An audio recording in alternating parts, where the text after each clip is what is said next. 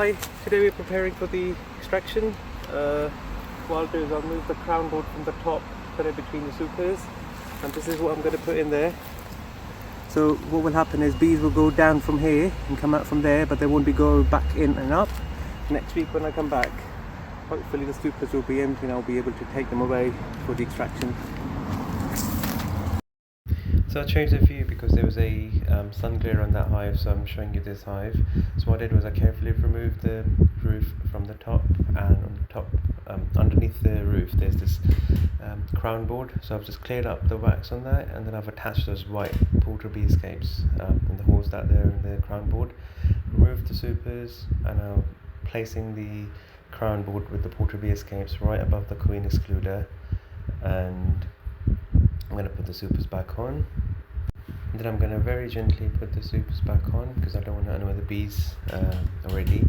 And there was this extra bit of wax that was in the roof, so I've just cleared that bit out and put the roof back on.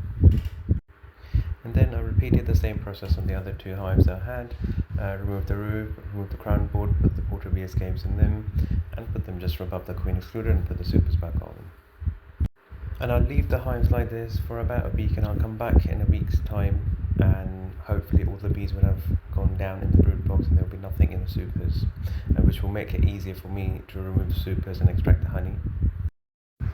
Here I'm back at the hives on the second week. The porter bee escapes had worked a little bit, but not quite exactly, so there were still some bees in the frames, but not a lot, so which made our life quite easy. So we gently shook each frame a little bit, and I kept moving them on the side and just quickly start taking them to the car, because if you leave them open frames close by, the bees can smell the honey and you'll have all the bees come back to the frames, to the box again. Okay, here we've got a 12 frame extractor in here. Got all my supers ready over here. And then this time we're trying something new. So I've got a uncapping machine. Got all my frames here. And I'll quickly show you how I'll be uncapping this year.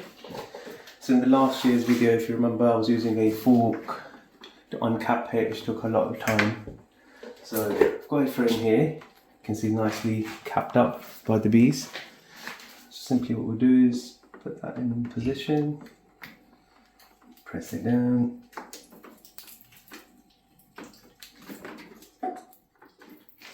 and pull it back up.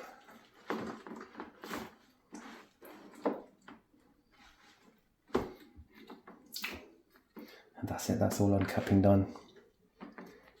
And we'll put that in the spinner.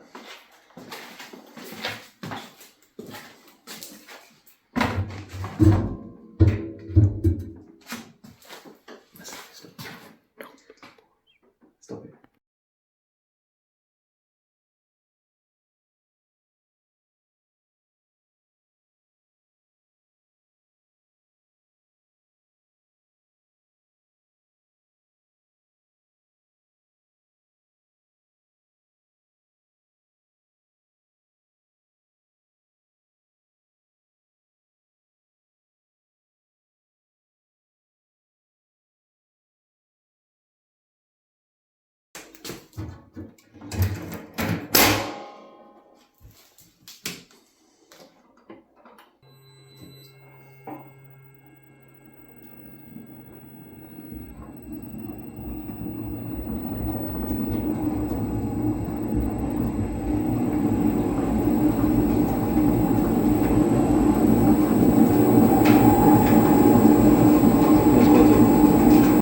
Once there is enough honey gathered at the bottom of the drum, we'll open the tap from the front and let the honey pass through the sieve.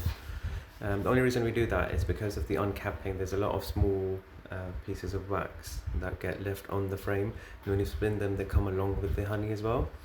So passing it through the sieve basically separates the wax out from the honey, and what we'll get at the bottom in the tub is clear honey. So after extracting the honey, I've brought all the supers back to the apiary, and what I'll do is I'll equally spread the supers back on top of the hives. And the reason to do that is because when you spin the frames, all the honey gets stuck to the frames. All the frames are quite sticky at that point. So you bring them back to the hives and you place them above the crown board. Because the sticky frames are above the crown board, what bees tend to do is they'll go up through the crown board, take all the honey that they have above and bring it down in the brood box. That way what they'll do, they will clean the super frames for me before I can come back next week, pick them up and bring them back and store them at home. So that's the best practice that we can do, let the bees clean them up, and that way this bees will also get some of their honey back, which they already have in the brood box as well, but this will be like a top up for them. So I've just come back home and I'm unloading my car, so I put my stuff in the garage and all the buckets with honey, bringing them back to the kitchen. So I'm back in my kitchen now, so I've got all my buckets over here. I weighed them all together and they're coming up to about 85 kilos, which is a record high for myself. The highest I did last year was about 65 kilos. The reason they're still in the buckets, because what happens is when you put them in the buckets, kind of form and small like bits of wax, they come to the surface, so you leave them in the buckets for about 3 to 4 days, so everything will come up, and at the bottom you'll be left with the majority of it will be left with a clear honey, and that's when I'll use that to fill up the jars. And also I've got another thing here which I wanted to show you. Is this. That's the wax that came up from uncapping the frames. I'll try to make a candle or something out of it, which, I mean, it does look quite a bit, but it's not. It might just make like small size candles, maybe 2 or 3 of them max.